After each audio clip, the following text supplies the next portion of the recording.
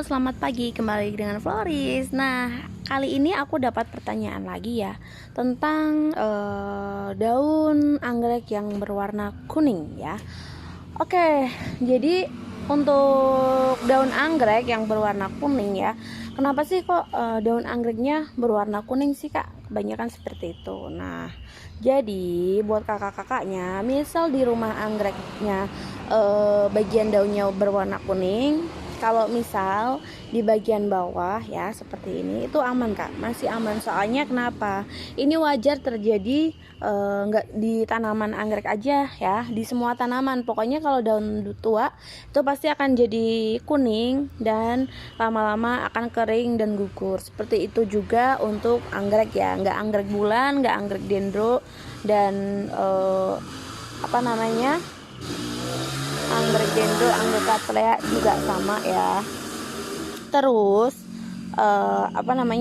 kalau kakak misal daunnya kuning bukan di bagian paling bawah, bisa di atas atau di tengah gitu. Nah, itu berarti anggrek kakak dalam masalah ya. Biasanya dia kalau nggak terserang oleh bakteri juga bisa terserang oleh virus atau mulai terjadi adanya pembusukan seperti itu ya. Tapi kalau misal daunnya kuning yang paling bawah yang kena itu masih aman. Jadi buat kakaknya, misal kalau paket datang, ada kurir antar paket, kakak unboxing, terus daunnya kuning, tapi kuningnya paling bawah nggak apa-apa, nggak masalah ya, nggak usah komplain sama penjual karena itu hal wajar ya, hal wajar juga kalau paling bawah kuning karena udah tua juga. Bisa juga karena stres. Yang penting bukan paling di bagian atas atau di tengah ya, seperti itu. Nah, misal yang terjadi kalau di bagian tengah tuh yang seperti ini Kak ya. Misal nih daun paling bawahnya masih hijau, masih seger royo-royo,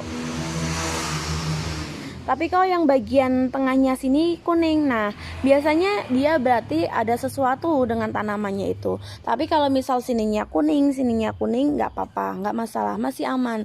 Tapi kalau misal yang kuningnya cuma satu, tapi bawahnya nggak kuning, berarti itu memang bermasalah sama tanamannya.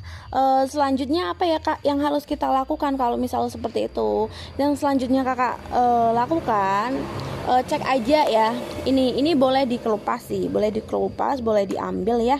Ini bisa kakak cek aja tuh di sini. Nah, biasanya dia terjadi seperti ini karena adanya busuk atau kena virus atau bakteri ya. Kalau misal kena bakteri atau virus gimana Kak? Kakak semprot aja pakai bakterisida udah nggak apa-apa. Kalau misal kena jamur gimana Kak? Kakak semprot aja pakai fungisida seperti itu. Sebelum dia sakitnya menyebar ya, kakak boleh lakukan hal seperti itu. Oke, cukup singkat saja. Seperti itu ya. Misal ada yang perlu ditanyain lagi, nanti bisa kita bahas lagi ya. Jadi terima kasih dan sampai jumpa.